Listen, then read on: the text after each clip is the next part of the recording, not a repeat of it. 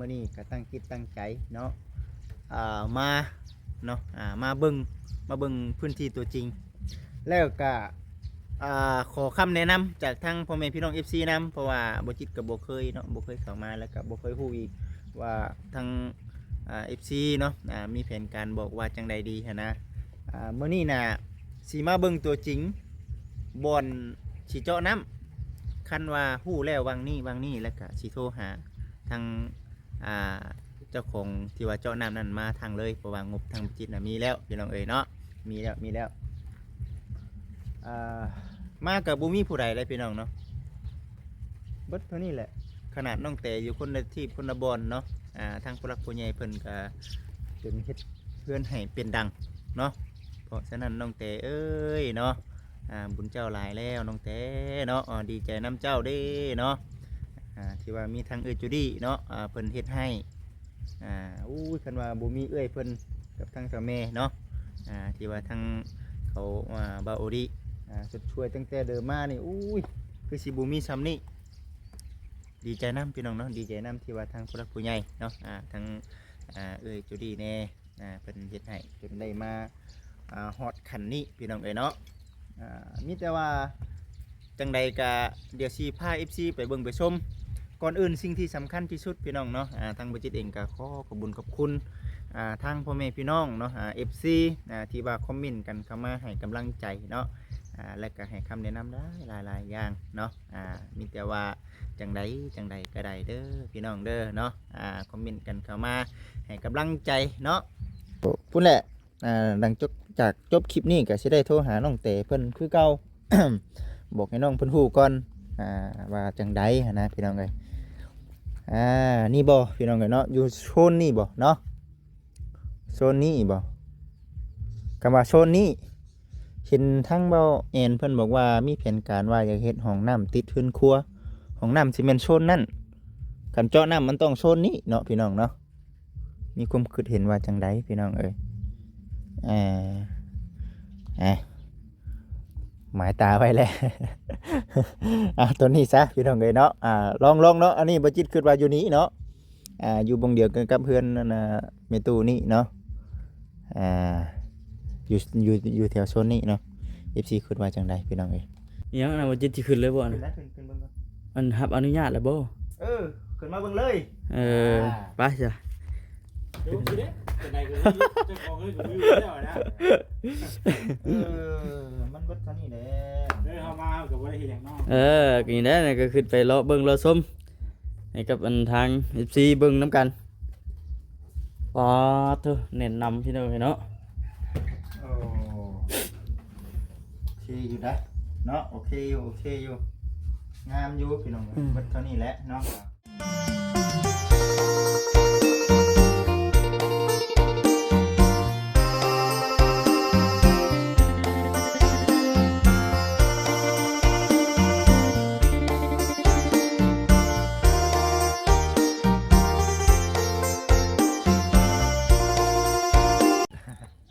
โดยพี่น้องเลยบดโทนี่แล้วพี่น้องเอ้ยน้องแต่เอ้ยเนาะขออนุญาตบัตรคำนำบุญบารมีลายอีดีพี่น้องเอ้ยเนาะบุญลายอีดีว่าอะไรก็ได้เบิ่งอยู่ในคลิปเนาะของทางหมู่ครูเนาะหรือว่าทางทีมงานได้พากันเอาลงนี่ก็อีกแบบนึงพี่น้องเนาะเมื่อนี้มาเบิ่งตัวจริงแล้วพี่น้องอุ้ยเบิดเท่านี้เนาะเบิดเท่านี้ผู้ใหญ่เพิ่นเฮ็ดให้สุดยอดพี่น้องเอ้ยอุ้ยงามคักงามแน่ดีเด้พี่น้องเอ้ยเนาะเจ้าโอ้ยพี่น้องเอ้ยเอากับทักทายสบายดีพ่อแม่พี่น้อง FC ทุกท่านทั้งฝั่งลาวฝั่งไทยทั้งต่างประเทศเด้อพี่น้องเด้อเนาะพ่อกับทางบ่จิตคือเก่าเส้นเดิมเส้นเคยมื้อนี้มาเบิ่งตัวจริงแล้วพี่น้องเนาะมาเบิ่งตัวจริงในเรื่องสถานที่เนาะเฮือนซานดันแป้นเพราะว่าตั้งแต่น้องเพิ่นกลับไปเมื่อบ้านผัวเพิ่นตั้งแต่ไอ้เตียงเพิ่นไปส่งเนาะ ตั้งแต่กี้พุ่นแหละทางบ่จิตเองก็บ่ได้มีความคืบหน้าในการเว้าคลิปของทางน้องแต่เลยทีนี้เนาะมีผู้รักผู้ใหญ่เพิ่นมอบหมายงานให้เนาะบ่จิตก็ได้เข้ามาอีกเทื่อก็ก่อนอื่นเนาะก็ขอขอบคุญขอบคุณทั้งแม่หลายๆที่ว่ามอบเวียงมอบงานให้ทางบ่จิตเองเป็นสะพานบุญให้เป็นการมื้อนี้เนาะตั้งจิตตั้งใจว่าสิมาเบิ่งสถานที่เนาะบ่อนการเจาะน้ำเจาะในเพราะว่าได้คุยกันกับทางน้องแต่แล้วเนาะแล้วก็ทั้งน้องแต่เพิ่นก็ได้อธิบายมาแล้วว่าทั้งผู้รักผู้ใหญ่แน่เนาะทั้งบ่แอนนี่แหละพี่น้องเอ๋ยเนาะเพิ่นบอกว่ามีน้ำมีในแล้วเนาะจังค่อยมาก็ได้บัดทีนี้พี่น้องเอ๋ยเนาะพอบ่จิตได้ยินแบบนี้ก็มื้อนี้ก็ตั้งจิตตั้งใจเนาะมาเนาะมาเบิ่งพื้นที่ตัวจริงแล้วก็ขอคำแนะนำจากทางพ่อแม่พี่น้อง FC นำเพราะว่าบ่จิตกับบ่เคยเนาะบ่เคยเข้ามาแล้วก็บ่เคยฮู้อีกว่าทางFC เนาะมีแผนการบอกว่าจังใดดีหันนะมื้อนี้น่ะสิมาเบิ่งตัวจริงบ่อนสิเจาะน้ำคันว่าฮู้แล้ววังนี้แล้วก็สิโทรหาทางเจ้าของที่ว่าเจาะน้ำนั้นมาทางเลยเพราะว่างบทางจิตมีแล้วพี่น้องเอ๋ยเนาะมีแล้วมากับบุมีผู้ใดเลยพี่น้องเนาะเบิดเท่านี้แหละขนาดน้องแต่อยู่คนละที่คนละบอนเนาะทางผู้รักผู้ใหญ่เพิ่นก็จนเฮ็ดเพื่อนให้เป็นดังเนาะเพราะฉะนั้นน้องแต่เอ้ยเนาะบุญเจ้าหลายแล้วน้องแต่เนาะดีใจน้ำเจ้าเด้เนาะที่ว่ามีทางจูดี้เนาะเพิ่นเฮ็ดให้คันว่าบ่มีเอ้ยเพิ่นกับทางเจ้าแม่เนาะที่ว่าทางเขาบาโอดีสุดช่วยตั้งแต่เดิมมานี่คือสิบ่มีซ้ำนี่ดีใจน้ำพี่น้องเนาะดีใจน้ำที่ว่าทางผู้รักผู้ใหญ่เนาะทางเอ้ยจูดี้แน่เพิ่นเฮ็ดให้จนได้มาฮอดขันนี้พี่น้องเอ้ยเนาะมีแต่ว่าจังใดก็เดี๋ยวสิพา FC ไปเบิ่งไปชมก่อนอื่นสิ่งที่สำคัญที่สุดพี่น้องเนาะทางบ่จิตเองก็ขอขอบคุณขอบคุณทางพ่อแม่พี่น้องเนาะFC ที่ว่าคอมเมนต์กันเข้ามาให้กำลังใจเนาะและก็ให้คำแนะนำได้หลายๆอย่างเนาะมีแต่ว่าจังใดก็ได้เด้อพี่น้องเด้อเนาะคอมเมนต์กันเข้ามาให้กำลังใจเนาะเดี๋ยวมื้อหน้ามื้อในเนาะคันว่าทั้งน้องเพิ่นมาก็สิได้บอกน้องเพิ่นจับเจือพี่น้องเอ้ยFC หลายๆท่านเพิ่นก็เข้าใจอยู่เลยเข้าใจในมุมมองของทางน้องเตแน่แล้วก็ทางผู้รักผู้ใหญ่เนาะทางเอ้ยจูดี้แน่ก็หลายความคิดความเห็นแตกต่างกันไปพี่น้องเอ้ยเนาะแต่ว่าก็บ่ได้มีผลกระทบอย่างไรหรอกแต่ว่าเพิ่นก็บอกในเด้อบ่จิตเด้อว่าซั่นบอกในเด้อบอกให้น้องเพิ่นเว้าจากิริยามารยาทในเด้อว่าซั่นบอกน้องเพิ่นนำบางเทื่อบางทีน้องเพิ่นบ่ฮู้อันนี้ก็ทางบ่จิตก็เข้าใจพี่น้องเอ้ยเดี๋ยวมาแล้วเดี๋ยวสิบอกน้องเพิ่นเพิ่มเติมก็มันเป็นเรื่องของธรรมชาติอยู่แล้วหั่นนะพี่น้องเอ้ยเนาะที่ว่ามีผู้ใหญ่เพิ่นช่วยก็ต้องขอบคุณเนาะคักแน่เปรียบหลังทางบ่จิตเองนี่แหละขนาดเงิน500กีบเนาะ1,000บ่จิตก็จังต้องขอบคุณเนาะเพราะว่ามีคนเอาให้ได้ซั่น เอานั่นแหละพี่น้องเอ้ยจังใดก็คอมเมนต์กันเข้ามาเนาะขอขอบคุณ FC หลายๆเนาะที่ว่าฮักเพลงแล้วก็ให้กำลังใจตลอดเนาะพี่น้องเนาะมื้อนี้เนาะสิถ่ายรอบๆให้ทั้งพ่อแม่พี่น้อง FC แนะนำมาในเด้อพี่น้องเด้อเนาะว่าสิเจาะอยู่ทางใดแน่เพราะว่าได้คุยกันกับทางบ่าวบอสแล้วโมเมนต์ บ่าวแอนแล้วในเรื่องห้องน้ำตะกี้น่ะทางบ่จิตน่ะได้เว้าได้ว่ากับหมู่ครูแล้วว่ามีแผนการเรื่องการเจาะน้ำเจาะในและก็เฮ็ดห้องน้ำให้แต่ว่าทางบ่าวแอนเพิ่นก็ว่ามีทางผู้หลักผู้ใหญ่เนาะเพิ่นมีแผนการเฮ็ดห้องน้ำให้ก็เลยให้บ่าวแอนเพิ่นดำเนินการเรื่องห้องน้ำทางบ่จิตสิดำเนินการในเรื่องการเจาะน้ำเจาะในให้เพิ่นนะพี่น้องเอ้ยเนาะ ดีใจน้ำเพิ่นแหล้วเนาะดีใจน้ำน้องเตเพิ่นเนาะน้องเตเอ้ยเนาะคันว่าได้เบิ่งคลิปนี้เนาะก็เบิ่งเอาเด้อน้องเด้อคันเพิ่นบ่ฮักเพิ่นบ่แพงเนาะเพิ่นบ่สดช่วยขนาดนี้เนาะก็ถือว่า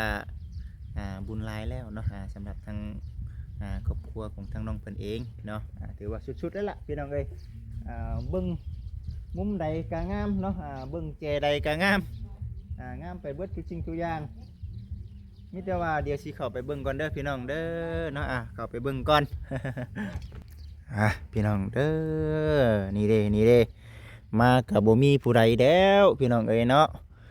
มิดสมอยอยู่ตะกี้ถามทั้งน้องเตอยู่ว่าน้องเอ้ยน้องสิมามื้อใดว่าซั่นตะกี้คิดว่าน้องเพิ่นขึ้นมาแล้วว่าสิมาเจ้าน้ำเจ้าในให้แต่ว่าในเมื่อเฮาออกแผนว่าในนี้ก็เดี๋ยวสิมาเจ้าน้ำก่อนพี่น้องเอ้ยเนาะมาเจ้าน้ำก่อนกันว่าน้องเพิ่นมามื้อใดก็จังว่ากันอีกเทื่อเบิ่งเด้พี่น้องเอ้ยเนาะ FC เพิ่นอยู่ใน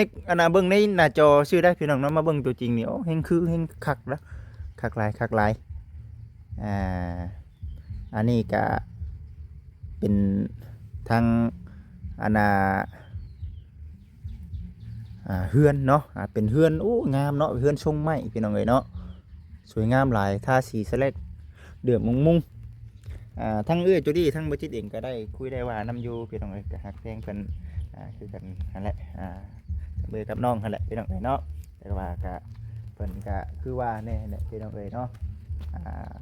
ก็บ่ได้มีหยังหลายเนาะเพิ่นก็แค่อยากให้น้องเพิ่นฮู้เนาะในเรื่องคำบอกคำว่าคันบ่เว้าบ่ว่าน้องเพิ่นก็บ่ฮู้จักเพราะว่าทั้งน้องเพิ่นก็บ่มีผู้รักผู้ใหญ่ที่แบบว่าคือพ่อคือแม่นั่นแหละเปรียบดังเฮาเป็นแม่ซะคันเฮาบ่บอกลูกบอกเต้าบ่ฮู้บัดนี้ทั้งน้องเพิ่นก็คือสิฮู้ดีแล้วล่ะบัดนี้ก็ได้แต่น้องเพิ่นมาเดี๋ยวสิบอกเพิ่นเพิ่มเติม เป็นสิ่งที่หลีกเลี่ยงบ่ได้เลยพี่น้องเอ้ยเนาะสำคัญที่สุดนี่แหละมีสวนกล้วยคักแน่ได้พี่น้องเอ้ยเนาะพื้นที่เพิ่นนี่คักเนาะคักจากนั้นมานี่มันมีอันนั้นเนาะพี่น้องเนาะเบิ่งอันนี้คือตั้งจิตตั้งใจมาเบิ่งว่าสิเจาะน้ำอยู่วังใดคือบ่จิตได้ยินว่ามันขุ่นบ่พี่น้องเอ๋ยเนาะอยู่แถวนี้มันขุ่นบ่ วังนี้เนาะก็มาเจาะวังนี้วังใดพี่น้องเอ๋ยเนาะ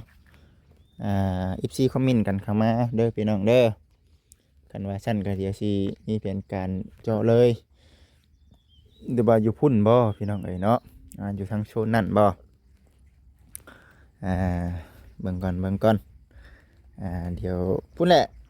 หลังจากจบคลิปนี้ก็สิได้โทรหาน้องเต๋เพิ่นคือเก่า บอกให้น้องเพิ่นฮู้ก่อนว่าจังใดนะพี่น้องเอ้ยนี่บ่พี่น้องเอ้ยเนาะอยู่โซนนี้บ่เนาะโซนนี้บ่คำว่าโซนนี้เห็นทั้งเบาแอนเพิ่นบอกว่ามีแผนการว่าอยากเฮ็ดห้องน้ำติดพื้นครัวห้องน้ำสิแม่นโซนนั้นกันเจาะน้ำมันต้องโซนนี้เนาะพี่น้องเนาะมีความคิดเห็นว่าจังใดพี่น้องเอ้ย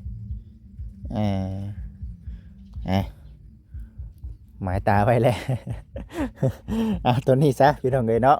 ลองเนาะอันนี้บ่จิตคิดว่าอยู่นี้เนาะอยู่บงเดียวกันกับเพื่อนนั่นเมตูนี่เนาะอยู่แถวโซนนี้เนาะ FC คิดว่าจังใดพี่น้องเอ้ยสวนกล้วยเพิ่นหั่นนะเนาะพี่น้องเอ้ยเนาะ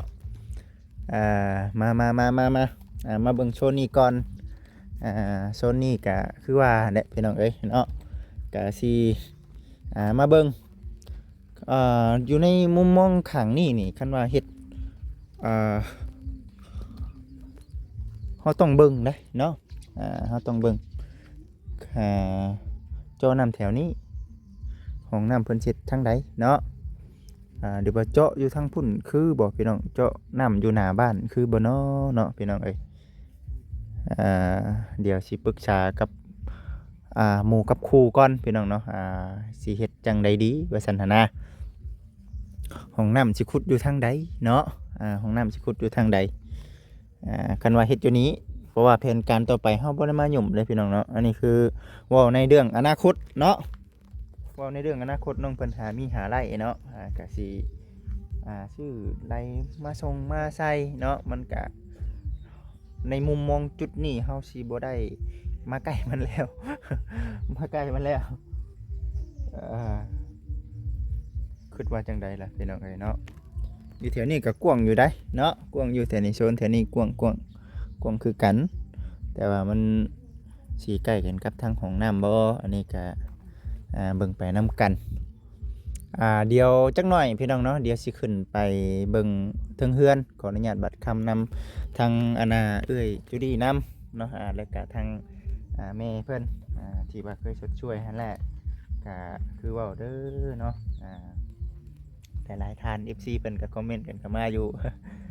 บอกน้องเพิ่นนำแน่เด้อบ่ซั่นบ่คิดเอ้ยบอกน้องเพิ่นนำมีแต่สิบ่บอกหยังหลายแหละพี่น้องเอ้ยเนาะมีแต่ว่าน้องเพิ่นเอ้ยเนาะคันว่าได้เบิ่งคลิปนี้ก็ปฏิบัติเอาเนาะอันใดที่สมควรอันใดที่มันมีประโยชน์กับเฮาเนาะก็เฮ็ดเอาเนาะเฮาใหญ่แล้วบ่หาบอกหลายเนาะก็ถือว่าโอเคแล้วสำนี้ก็ได้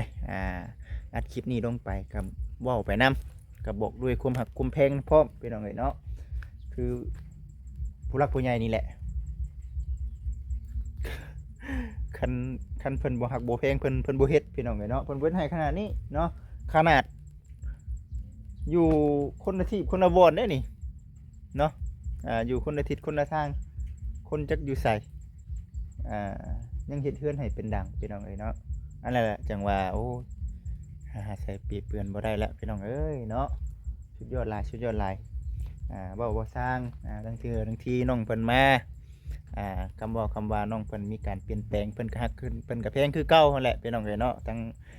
จะดีเพิ่นก็ได้อันนี้คือมุมทางด้านดังเนาะของทางเพื่อนน้องเตเพิ่นพี่น้องเนาะมาทางนี่ก็มาพร้อมกันกับทางเบาแสนเพิ่นพี่น้องเอ้ยเนาะทางเบาแสนเพิ่น กันทั้งข่อยได้มาเจ้า สบายดี เจ้าของเฮือนเด้ เจ้าของเพื่อน เอาสาวช่วยหน่อย FC สิให้อีกเด้อติ เอาหยอกอี เพื่อนเจ้าแนวใดเนาะบ่ได้ฮะ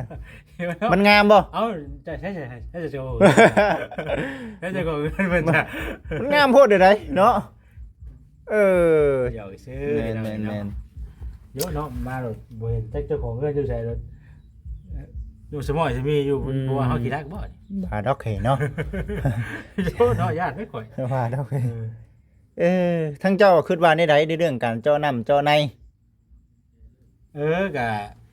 ดินน้องแต่ฮอดใช้จ้ะ นั่นแหละข้าหัวพุ่นละวะเฮ้ยเนาะข้าหัวจนฮอดหัวพุ่นละวะ มันก็ส่วนหลายมันก็อยู่ หลังบ้านบ่ บ่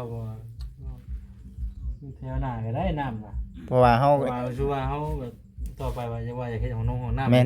บ้านเด้แล้วเฮาจะไปเจาะใกล้กันบ่ได้อยู่หน้าบ้าน อยู่เจหั่นเนาะ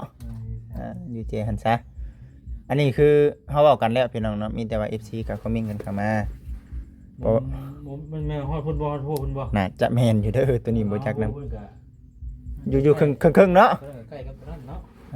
ใช่ กันได้ก็บ่ได้อีกเด้ บ่ได้อีกว่าเพิ่นนี่กัน เอ้าน้องมันก็สายน้ำมันคือสายน้ำเดียวกันเนาะมันหน่อยบ่ได้อีกเด้มันคือเจ้าน้ำคู่ถือคู่เดียวกันแบบ ขุ่นได้ดิ ผู้นึงใช่ผู้นึงมันอยากเบิดเลยเนาะ เอาพี่น้องเอ้ยเนาะเบิ่งไปนํกัน แล้วก็ถามเจ้าของก่อนเฮาก็ได้แต่มาเบิ่งกันซื่อแหละ แม่น ทูเป็นตาให้แล้วก็ก็ถามใครๆก็ถามเจ้าของเงินเพิ่นนำ ถามนำเนาะถามเจ้าของเฮือนนำเนาะ เราสิตัดสินใจผู้เดียวเลยบ่ได้เอาก็ แม่นหรือว่าโซนนี้บ่โซนนี้ก็ได้คือกันไกลจากห้องน้ำอยู่ดอกเพราะว่าห้องน้ำมีแผนการว่าสิติด นี่ก็เอาน้ำให้สะอาด บ่จักสิแม่นของผู้ใดพี่น้องเอ้ยเนาะ คือว่าบ่แม่นนั่นบ่ คืออยู่นอกหัวพี่ติ ดินมันฮอดสิดินอันนี้บ่ได้บ่ซะ อันนี้บ่ได้บ่ใช่เนาะบ่ก็บ่ได้ฮู้หยังได้บ่ได้ฮู้ เอ้าก็ยังบ่จักเทื่อหั่นนะทั้งนี้ก็คือกันพี่น้องเอ้ยแต่มันเป็นดินของน้องเตบ่หรือว่าจังไดอันนี้เนาะ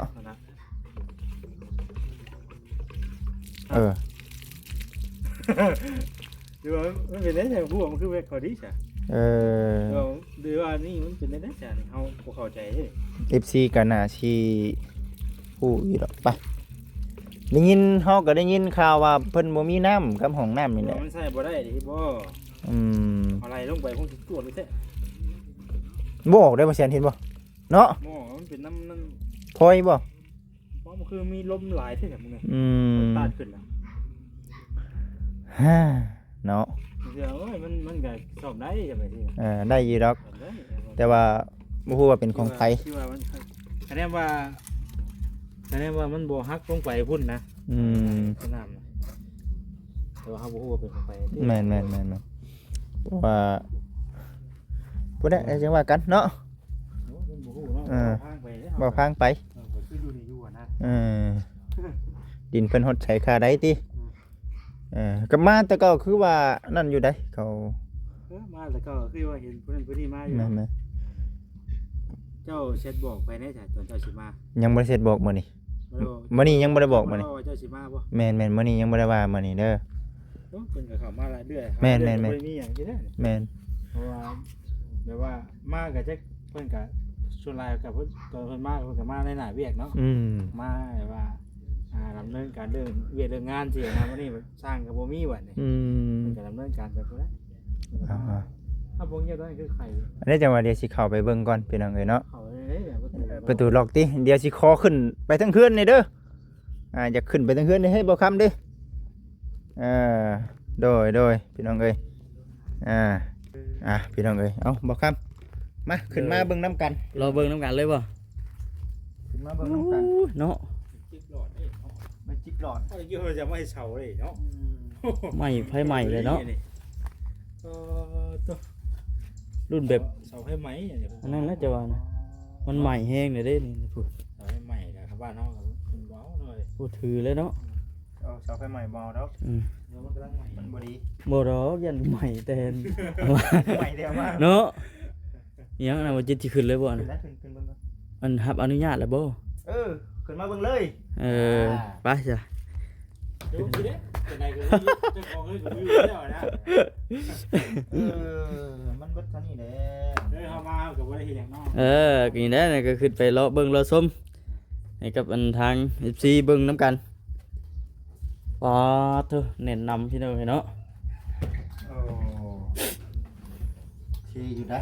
เนาะโอเคอยู่งามอยู่พี่น้องเบิดเท่านี้แหละเนาะความสวยงามมันมีการลอกอีกนี่เนาะงานบุกก่อนเนาะ บุกรุกบ้านน้องเต โอ้ย เอาเบิ่งทางในพี่น้องเนาะ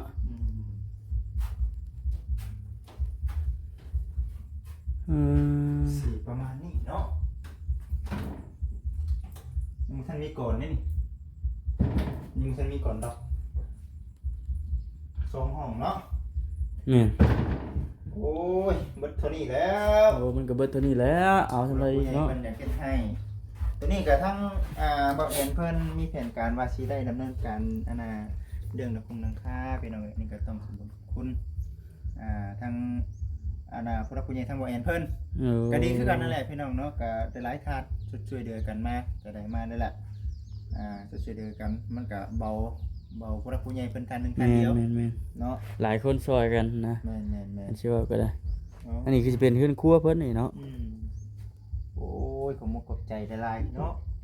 ขอบใจแทนน้องเตเพิ่นเนาะ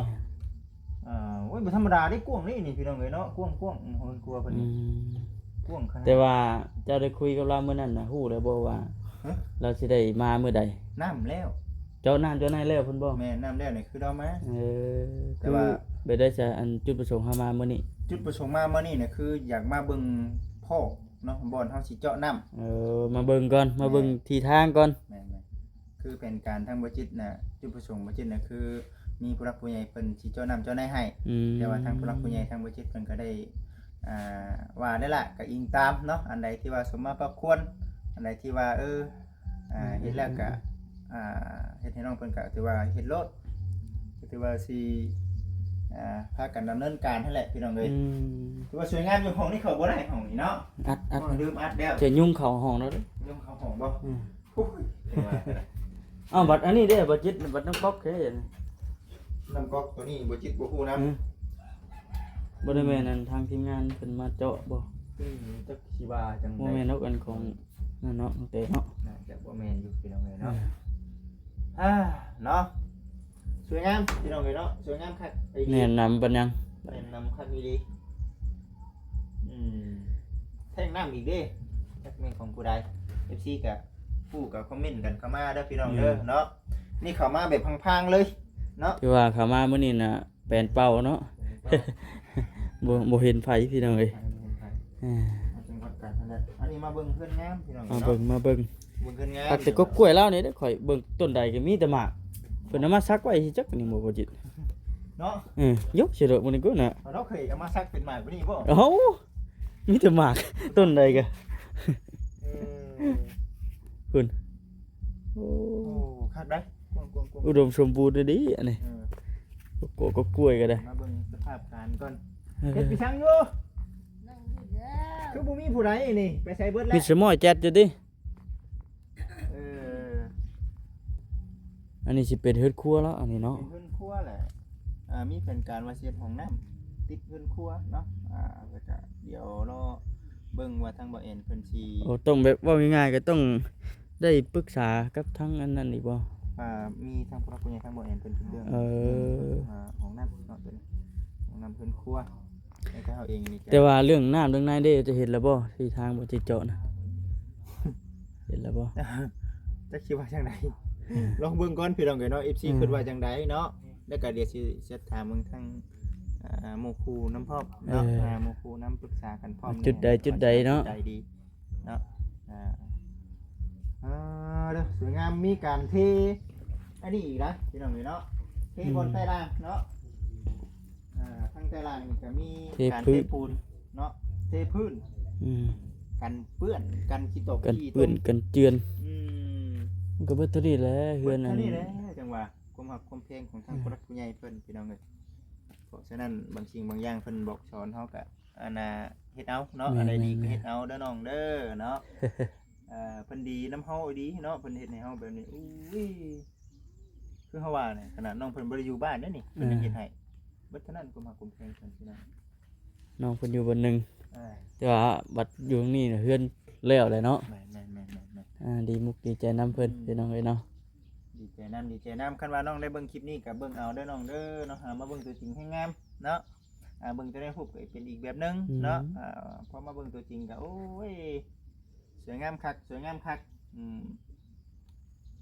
มีแผนการเฮ็ดเพื่อนครัวแล้วก็สิว่ากันอีกเทื่อเด้อติไปนั่นแน่นี่แน่เด้อ ล่าสุดนี่มันเข้ามาตั้งแต่มื้อใดก็มื้ออัน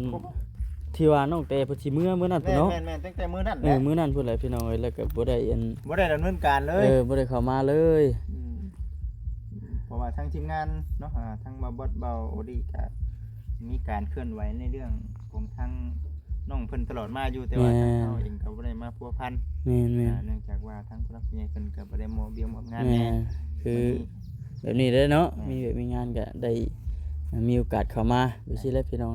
คือมื้อนี้ก็ได้มาก็ย้อนผู้รักผู้ใหญ่เพิ่นบอกพี่น้องเอ้ยเนาะจะได้เข้ามา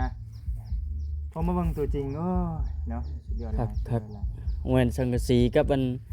ผาแอมนี่เป็นสีเดียวกันเบิดบ่จักเบิ่งนี่เนาะ สีเดียวกันอยู่ โอ้แม่นอะเด้พี่น้องเอ้ย สีเดียวกันเป็นสีนั่นไม่ได้บ่ครับสี ฮะ หมู สีฮะ สีตะหมูหรือเปล่า แม่นสีเทาบ่สีตะหมูเนาะ สีตะหมูแม่นแล้วอ่ะ เออ สีเดียวกันกับทั้ง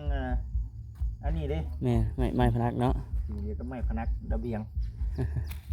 สวยงามโอ้ด พอแล้วฉันพอเพียงแล้วพออยู่ รถเท่านี้แล้วพี่น้องโอ้ย อันเท่าไหรก็ขอเห็น หึ ราคาเพิ่นแจ้งลงตอนนั้นเติบหนึงอยู่เนาะ โอ้เบิดหลาย เบิ่นหลายเติบอยู่เลยพี่น้องเอ้ย เบิดหลายก็มันงาม อ่า เนาะก็ชมอยู่พี่น้องเนาะชมเพิ่นชุดช่วยอยู่หั่นแหละ แม่น เพิ่นเฮ็ดให้เฮาล่าได้ใช่พี่น้องเนาะสิ่งที่ตอบแทนเพิ่นก็เฮาก็บ่มีหยังหลาย แม่น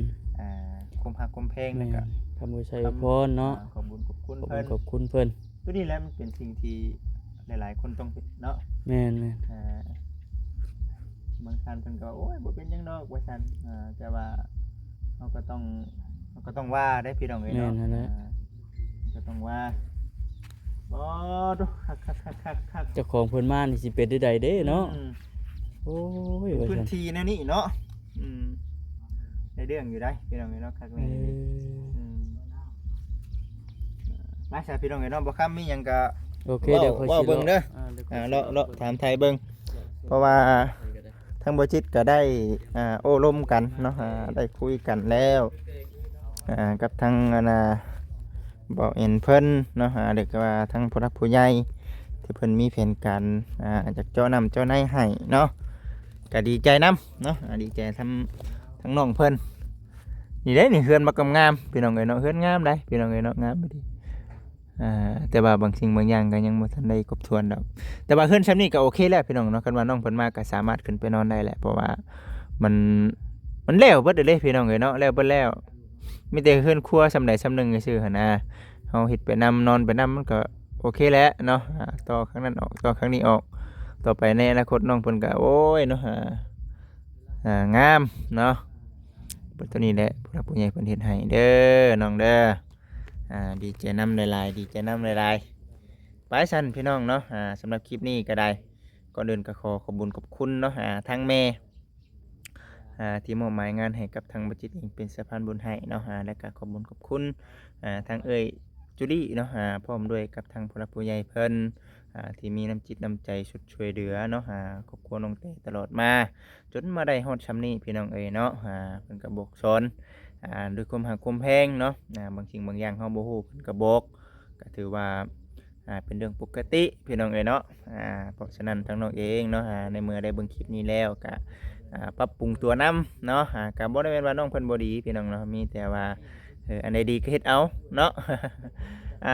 พร้อมด้วยทั้ง FC พี่น้องเนาะสำหรับคลิปนี้ก็ขอให้ FC ทุกท่านอยู่ดีมีแฮงเด้อพี่น้องเด้อมีหยังก็คอมเมนต์กันเข้ามาเอาวังใดเจาะวังใดเนาะสำหรับคลิปนี้ขอกล่าวคำว่าสบายดีอยู่ดีมีแฮงพี่น้องเอ้ย